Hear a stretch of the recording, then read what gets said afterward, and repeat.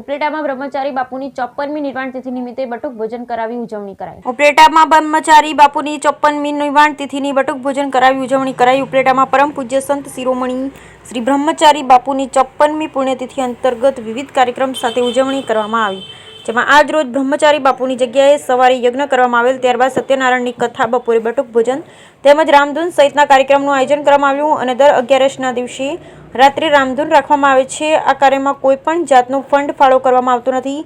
યથાશક્તિ પ્રમાણે જે દાન આવે છે તેમાં જ સંતોષ માનવામાં આવે છે।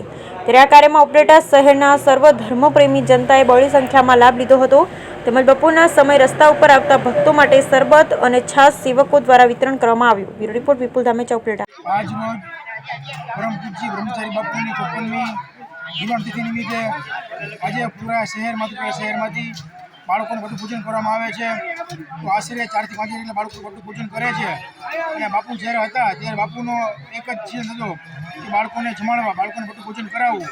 અને પૂરા શહેરમાં, આખા ગુજરાતમાં જે બ્રહ્મચારી બાપુ જે મંદિર ટ્રસ્ટ દ્વારા આજે વિનામૂલ્યે કોઈ પ્રકારની પૈસાની અપેક્ષા રાખ્યા વગર, વિના ફાળા વગર આજે અવળું ભગીરથ કાર્ય કરી રહ્યા છે। ત્યારબાદ પૂરા ગુજરાતમાં બ્રહ્મચારી બાપુ જે સંત જે છે એક શિરોમણી સંત હતા અને આજે એની 54મી નિર્વાણ તિથિ છે।